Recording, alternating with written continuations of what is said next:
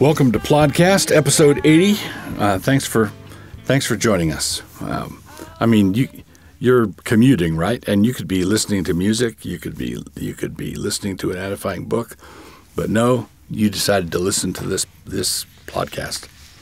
So I wanted to talk a little bit about a move that is being run on us, a play that's being run on us. That you might think, well, what's wrong with what's going on here? I smell a rat, but what is it?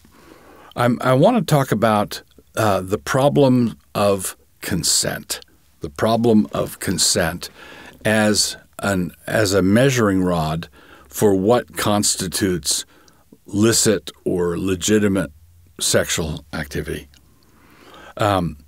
You may have heard that California has required on college campuses, the state of California requires enthusiastic consent to any sexual encounter at every stage of the proceedings. So consent has to be enthusiastically offered, and that consent can be withdrawn at any time. And so the consent is sort of like this umbrella that covers every sexual encounter. And a short time after they did that, California applied this standard of consent to all high schools in California. So what's the problem with that? Obviously, someone might say if that consent is not offered, if that consent is not there, then what you have is a rape, right? Right. Correct. But what we're doing is we're turning one of God's standards, the living God, the true God, the ultimate God, one of his standards, prohibits that kind of a violent, non-consensual rape that is prohibited under God's law. Okay? So what's wrong with requiring consent? The problem is not that we have required consent. The problem is that we have made consent the God of the system. This is not a standard that comes from the living God. This consent idol has become the God of the system itself.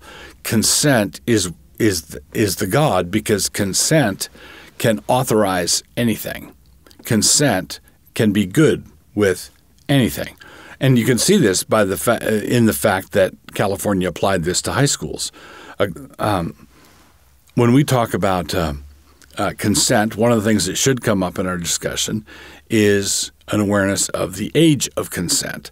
So in all states, you've got a concept of statutory rape, where you say a child, let's say a child of 10, is not capable of giving consent. They're not competent to give consent. And so consequently, if someone is underage, if a 21-year-old man seduces a 16-year-old girl, even if she was an enthusiastic participant in the sexual encounter, the state says she did not have the capacity to give enthusiastic consent, whatever her behavior might have been. And so a man of full age who takes advantage of a girl that way can go to jail for it because it was statutory rape. He obtained consent from someone who is not able to give consent. But when you make consent the God of the system, as opposed to one of the standards given to us by the true God of the true system, what happens is this. You start focusing on what that 14-year-old girl or 16-year-old girl wanted. And the thing that brought this to mind to my mind recently has been the stories that have been floating around the internet about young boys, 8 or 10 or 11-year-old boys who are performing as drag queens. So these young boys are in adult situations, highly sexualized situations, doing their drag performance, and it's obvious to the whole world that they're consenting to it. They're not up there performing with someone behind them holding a gun, making them do it. They're consenting to it. They're even willfully embracing it. But gone is the idea that developed in Christendom over centuries of a child in their minority is not capable of rendering consent. So what we're doing is we are making an enthusiastic affirmation coming from somebody, regardless of what age they are, as being the thing that authenticates the encounter.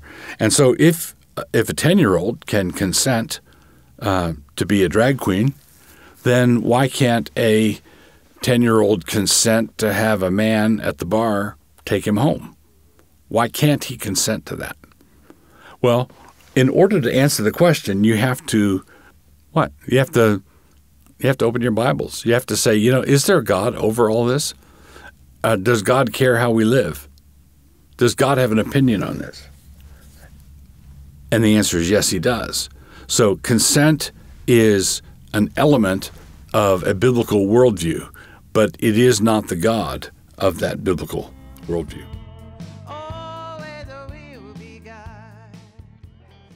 So, for our book review section of Plodcast, episode 80, I want to commend a suite of books by David Wells.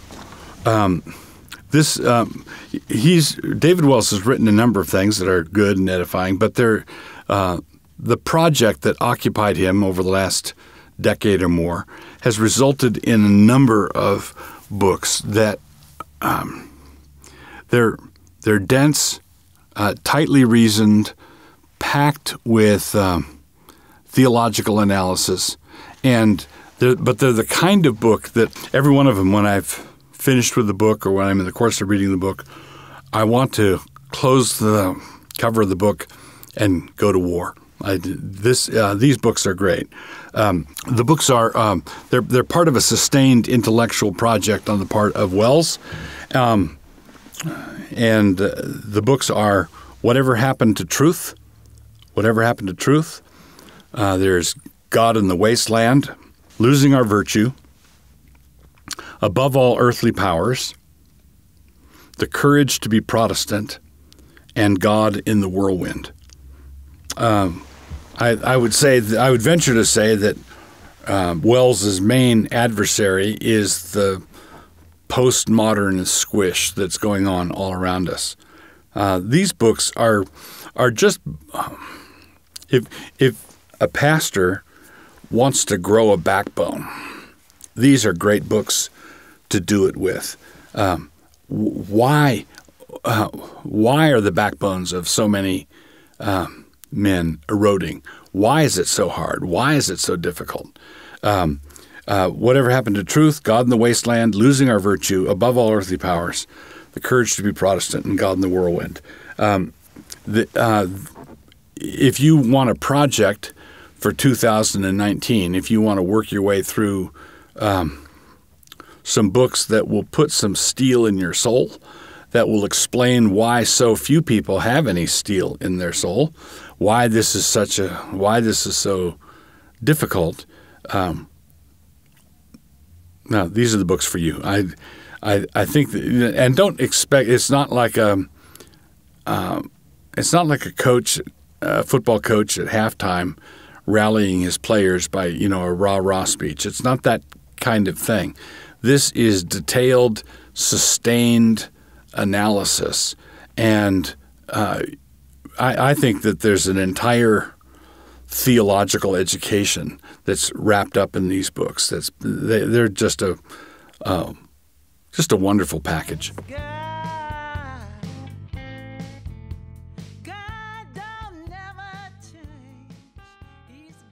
Continuing on with episode 80 of our Plodcast, we come now to the word Anthropareskos. Anthropareskos.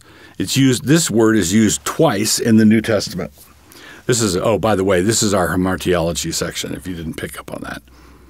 And this word used twice is used twice in the parallel letters of Ephesians and Colossians, respectively.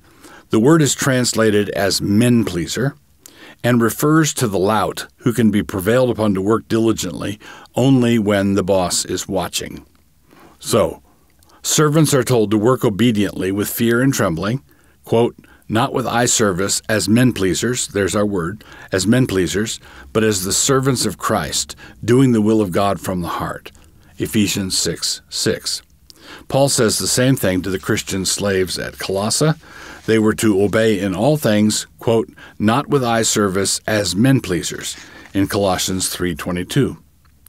Christian laborers are called to perform their vocational calling in the presence of God and are not told, and they are not to do what they do for show. All right, we are not to do what we are doing for show. Now, of course, if you're a good employee, you're going to please your boss, who's a man, but you're not doing it externally. What this word refers to is pleasing men with appearances only. All right, so when the boss comes around, you're industriously shoveling away, and as soon as he disappears again, you're leaning on your shovel. That's what men-pleasing is in this context. So when appearances are the thing, corners are cut, lies are told, and slipshod materials seem like a great idea. But this is inconsistent with singleness of heart, fearing God.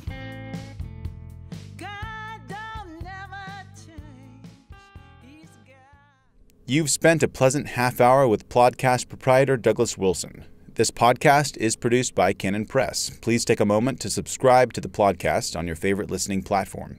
To hear more from Doug, please visit canonpress.com.